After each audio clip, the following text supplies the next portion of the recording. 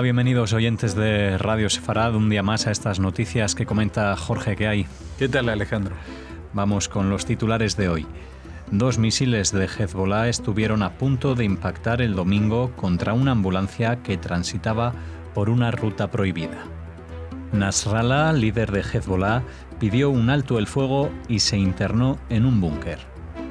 El jefe del ejército israelí se reúne con los mandos de los cascos azules en la frontera con Líbano y les recriminó su inacción. España sospecha que entre los inmigrantes ilegales que llegan a Chafarinas puede haber terroristas de Daesh encubiertos. Estos son los titulares de estas noticias de hoy. Hablaremos después en una segunda parte de la agenda cultural.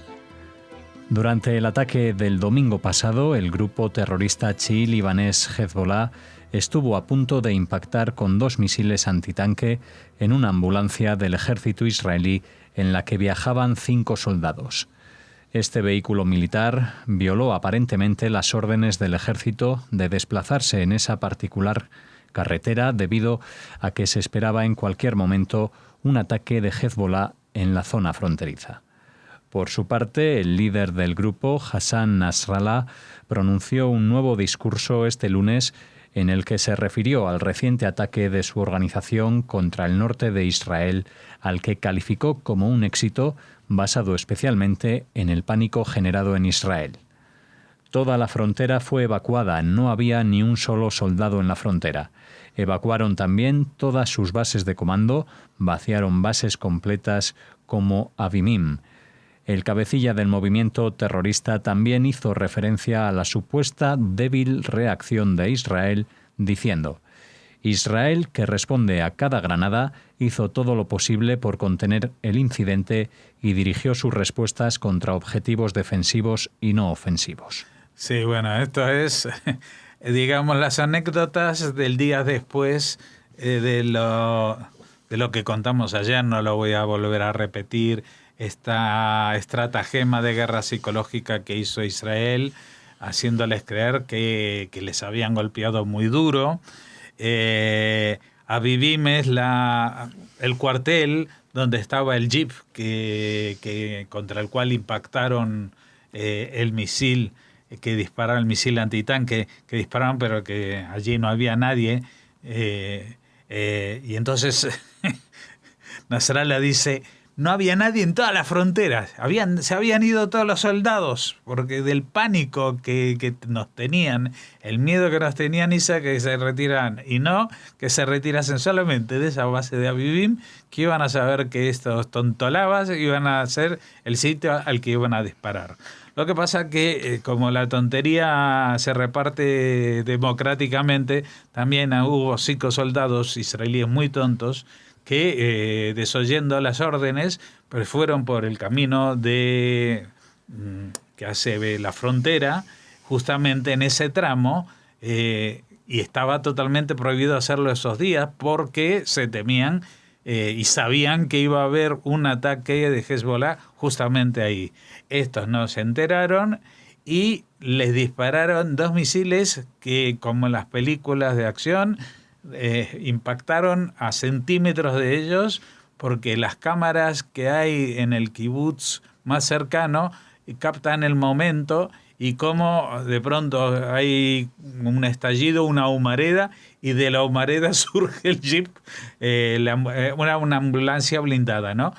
Como milagrosamente se salvaron, no tuvieron ningún herido ni nada, y eso que les dirigieron 2 misiles Kornet, que son unas cosas muy grosas de fabricación rusa, que, digamos, no suelen errar el tiro a la distancia que explotaron. Así que, por una parte, hubo un pequeño milagro ahí, por lo menos para esos 5 soldados israelíes, que me imagino que pasarán estos próximos días divirtiéndose en algún calabozo militar por la tontería que han hecho. Bueno, Avivim estaba desalojado, pero estaba desalojado para que le disparasen, y fueron lo que hicieron, y ellos cayeron en la trampa.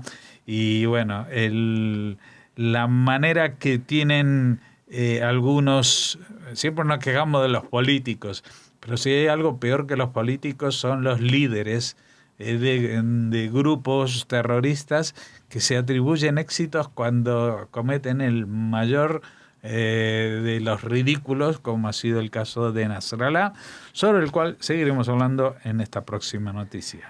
Según ha trascendido, tras la respuesta a los supuestos muertos y heridos causados por el ataque de Hezbollah el domingo, cuando Israel disparó cerca de 100 proyectiles contra objetivos del movimiento terrorista en Líbano, su líder, Nasrallah, pidió un alto el fuego inmediato a través de intermediarios, entre ellos el primer ministro libanés Saad Hariri y funcionarios de Francia, Egipto y Estados Unidos. Horas antes, Netanyahu había enviado un comunicado refiriéndose a Nasrallah. El que está escondido en el búnker en Beirut sabe por qué está en un búnker. Sí, o sea que el mismo Nasrallah, que estaba diciendo de que la valentía de los de Hezbollah y que esto que lo otro, pues apenas se vio esa imagen de que se habían producido aparentemente muertos y heridos del lado israelí, lo primero que hizo fue bajar corriendo al búnker que le tienen preparado y por favor ponerse en contacto con el presidente del Líbano y con los delegados de otros tres países para pedir un alto fuego inmediato, porque pensaban que los israelíes iban a machacar el Líbano y tenían mucho miedo encima de lo que podía pasar. Pero justamente la respuesta de Israel fue de estos, como decía Nasrallah, fue contra objetivos defensivos y no ofensivos, de forma totalmente consciente, porque lo que querían era provocar el efecto psicológico y no provocar una escalada bélica. Si hubieran querido, Israel lleva desde el año 2006 en una situación que tiene más que justificada, como se dice en latín, casus belli, para machacar el sur del Líbano, donde está instalado un ejército que no es el ejército del país, sino que es el ejército de un grupo terrorista que alberga a cientos de miles de misiles en sus galerías subterráneas, con lo cual en estos 13 años que han pasado, si hubiera querido, lo hubiera hecho no solamente a partir del 2006, sino en cualquier día de estos, o cuando descubrieron los túneles de ataque. Tenían razones más que suficientes. Y justamente sobre este tema, aunque estaba concertada esta reunión desde hace un tiempo, pues vamos a hablar justamente de lo que pasó con el jefe del Estado Mayor y la gente de Finul. El jefe precisamente del Estado Mayor israelí que nombra a Jorge, el teniente general Aviv Kojavi, se reunió por primera vez con el comandante de la Finul, los cascos azules de la ONU, en la frontera israelo-libanesa, el teniente general Stefano Del Col. Aunque el encuentro había sido planeado con antelación para facilitar el contacto personal y profesional entre los altos comandantes, con la vista puesta en la misión de los cascos azules en el sur del Líbano y la renovación de su mandato, el encuentro tuvo lugar bajo el telón de fondo de los recientes combates en la frontera libanesa-israelí. Por ello, el israelí manifestó que aunque su ejército está preparado para una variedad de escenarios, no tolerarán ni ataques contra civiles o soldados, ni el proyecto de fabricación de misiles guiados de precisión en suelo libanés, y les advirtió: detengan el programa de misiles de Hezbollah o lo haremos nosotros. Bueno, todo esto viene de allí. Recuerden que esta reacción del último domingo de Hezbollah, este ataque, se debió a que el fin de semana anterior, pues 2 drones israelíes estallaron en la zona del barrio del sur de Beirut, que es el bastión de Hezbollah en la capital del Líbano y donde vive Nasrallah, etcétera, etcétera, pero también donde estaban almacenados de forma provisional hasta su traslado a unos laboratorios especiales, unas piezas que permitían mejorar muchísimo la precisión de los misiles que tienen tantísima cantidad almacenados Hezbollah, pero que son muy imprecisos, son modelos antiguos. Con este mecanismo podían ser guiados con muchísima más precisión. Israel, en cuanto supo de estas piezas que habían sido enviadas por Irán a través de una aerolínea comercial que tiene destino en Damasco, se va de Teherán a Damasco y ahí nunca viajan pasajeros, solamente viajan piezas y armas para Hezbollah, pues sabía que esto iba a llegar y sabían dónde estaba y así actuaron y bombardearon.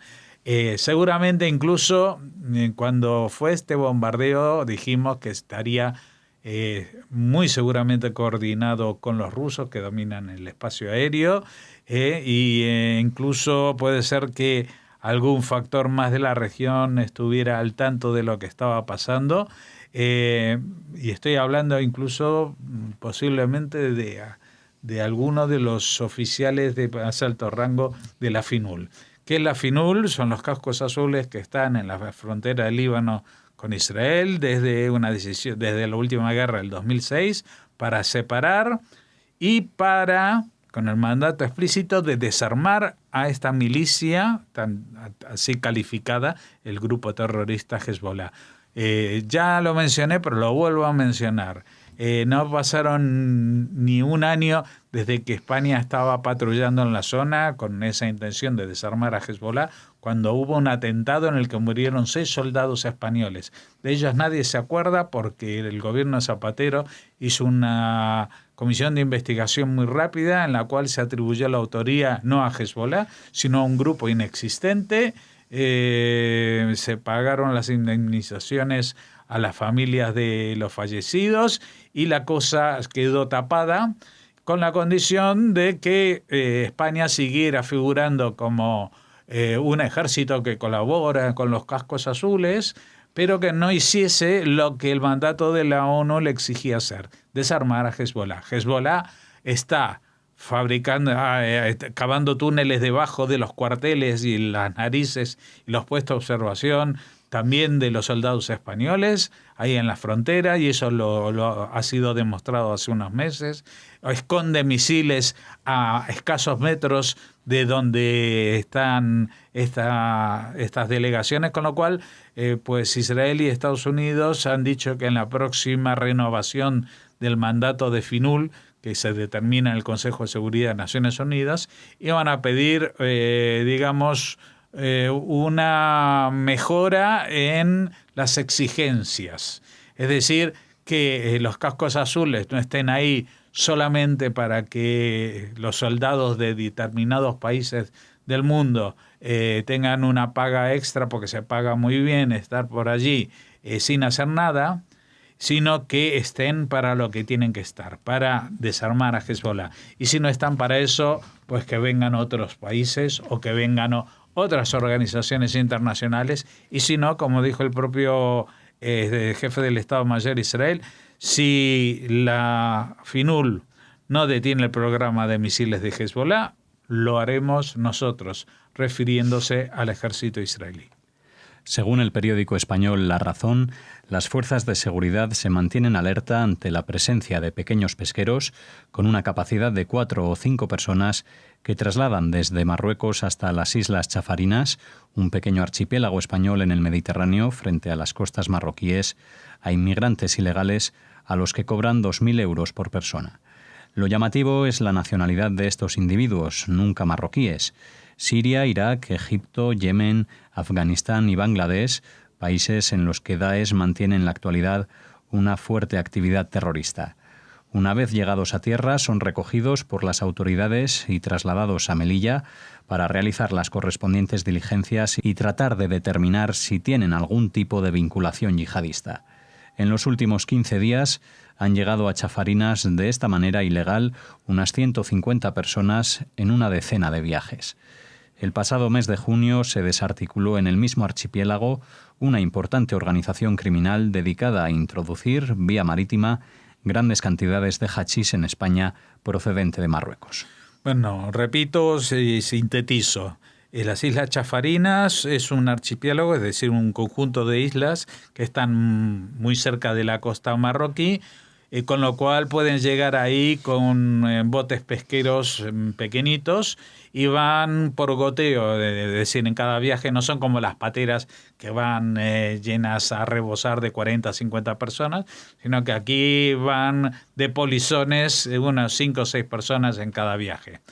En cuanto bajan en Chafarinas no hay nada, ahí es como una reserva natural y hay unos laboratorios de investigación de la naturaleza, etcétera, etcétera. Pero es territorio español y entonces una vez que la gente de estos institutos detectan la presencia de gente en la isla, llaman a la prefectura naval que viene, los recoge y se los lleva a Melilla. Y a Melilla entran a ser considerados inmigrantes ilegales, pero vamos a ver, una vez que los inmigrantes ilegales están en territorio español, pues resulta muy difícil devolverlos a su lugar de origen, porque para algo no traen la documentación encima que atestigue exactamente quiénes son, la edad que tienen y el país de procedencia. Aunque en este caso, después de estos interrogatorios, han llegado a la conclusión de que, aparte de que ningún marroquí está dispuesto a pagar 2.000 euros por solamente ir hasta Chafarinas, que después te devuelven a Melilla, porque para eso entras en Melilla, si eres marroquí, diciendo que traes un paquete para comerciar ese día y te quedas. Es lo más fácil del mundo. El problema para entrar a Melilla es para los subsaharianos. Bueno, los que hacen este camino, que es más barato que el de la patera, fíjate, no son subsaharianos. Es una manera distinta y que llama la atención porque es más enrevesada y tarda más porque te devuelven a Melilla y solamente desde Melilla ya puedes entrar después en la península. Pero cuando tu objetivo no es encontrar una vida mejor y salir de la opresión y que te persiguen en tu país de origen, etcétera, etcétera, muchas milongas que algunos cuentan, en otros casos serán verdad, cuando no son refugiados, sino son gente con intenciones terroristas, pues no importa, porque esos 2.000 euros tampoco lo pagan ellos. Lo pagan los hermanos musulmanes que hacen colectas a través de los locutorios de toda Europa. ¿Vale? Esto es muy conocido. Bueno, ellos llegan ahí, los devuelven a Melilla y son gente que son de Siria, que son de Irak, que son de Egipto y de Afganistán y de Bangladesh y de Yemen, por ejemplo, que tú dices, ¿qué pinta un yemenita viniendo desde Marruecos a las Islas Chafarinas para entrar en España? Pues lo que pinta es lo que huele. Y esto huele a Daesh y huele a yihadismo que echa para atrás. Así que comentamos esta noticia porque, claro, uno no puede demostrar las intenciones yihadistas de una persona al detenerlo e interrogarlo solamente, a menos que lo confiese abiertamente, pues solamente las detenciones de yihadismo que se hacen en España son aquellas que cometen el error de delatarse a través de redes sociales, pero luego están entrando y seguirán entrando sin que lo sepamos y sin que lo podamos frenar, porque no hay manera legal de hacerlo, de determinar que alguien viene con intenciones de matar a españoles, pues no se puede hacer nada. Y esto lo está denunciando el periódico La Razón, no es una página de, digamos, de un islamófobo conspiranoico y que esto que lo otro. Y los de La Razón no es una interpretación suya, sino que son, digamos, informaciones que se les da de forma extraoficial, porque no puede ser de otra manera, por las fuerzas de seguridad del Estado.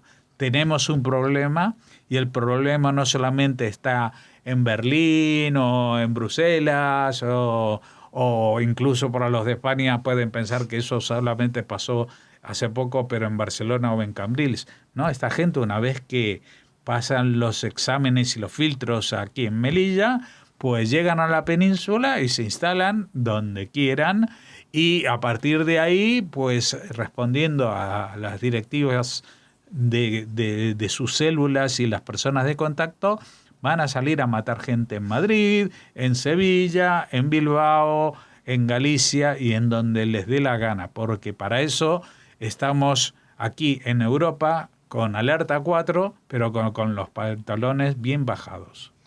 Aquí cerramos esta primera parte de las noticias de hoy en Radio Sefarad. Volvemos en unos segundos con la agenda cultural.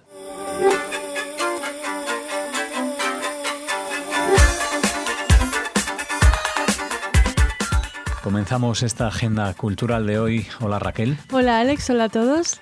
Cuéntanos con qué lo hacemos. Pues empezamos seguimos hablando de la Jornada Europea de la Cultura Judía. En este caso vamos a concretar lo que va a suceder en Jaén para celebrar esta jornada. Este viernes a las 9:30 de la noche se presenta el corto Shaprut 11 siglos de Antonio Luque Miranda, y media hora después, a las 22, habrá un concierto del grupo Sirket Ye titulado La Casa y la Pérdida. Es música sefardí.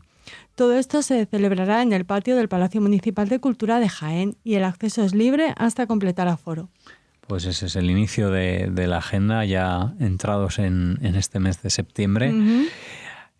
Se nos queda un poco lejos Jaén, al menos a nosotros, sí, pues ya pensando que es un destino, ¿no? Pero bueno, todos los que estén cerca, que sepan que tienen opción de acudir a estos eventos. Santander, Alex, tampoco está próximo a donde grabamos esta agenda cultural, pero siempre pues es una ciudad interesante que visitar, sobre todo si son ustedes amantes de la danza contemporánea y de la danza contemporánea israelí, porque 3 coreógrafas israelíes van a participar en la 6ª edición de la Espiral Contemporánea, que se desarrollará en la sede de Espacio Espiral y el Palacio de Festivales. Serán Dana Ratz, Anat Grigorio y Ravid Abarbanel quienes se han unido para ofrecer 3 jornadas de formación y exhibición desde ya hasta este jueves 5 en la sede, como les decíamos, de este Espacio Espiral.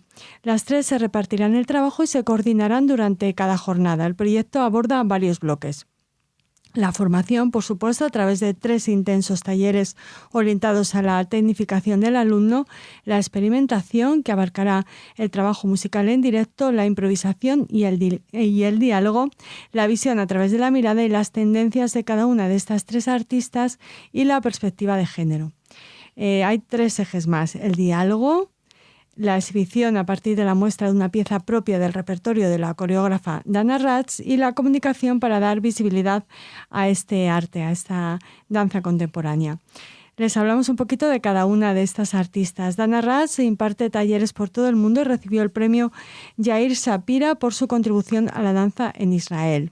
Por su parte, Anat Grigorio ha bailado para compañías de reconocido prestigio como las israelíes Kibbutz Contemporary Dance Company y la Nimrod Free Dance Company. Desde 2003 crea sus propias piezas, y la tercera integrante de Trialogfen, que es este grupo en el que es el nombre del grupo que forman, Ravid Abarbanel, comenzó su formación en Masloul, el programa profesional de danza en Tel Aviv, y en la Rotterdam Dance Academy, o sea, una de las también de las referencias mundiales.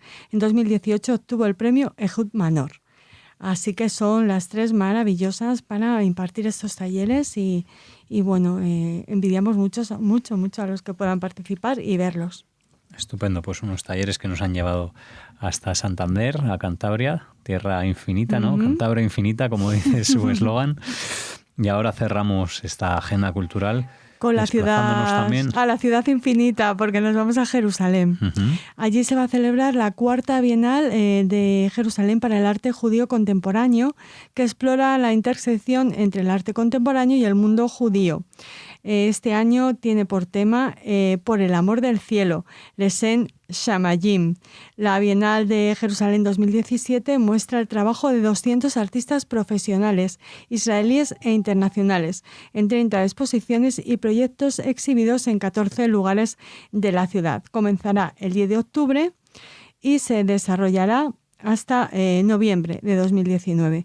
Llegarán artistas judíos y no de Estados Unidos, Reino Unido, Europa, Marruecos y Argentina, quienes participarán en esta Bienal. Retomamos el lema.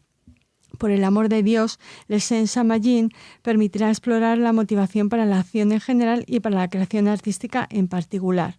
Además, como por supuesto, hablar de la tradición judía. Por el amor de Dios se refiere al conocido versículo de la Mishnah, Ética de los Padres: cualquier disputa que sea por el bien del cielo finalmente perdurará, y una que no sea por el bien del cielo no perdurará en última instancia. Bueno, pues con esa importancia que tiene Jerusalén para esta radio y para los oyentes que nos escuchan, nos despedimos desde allí, estando aquí en nuestro estudio, y les esperamos a todos en nuestra página web, en www.radiosefrat.com, con más noticias y otros contenidos.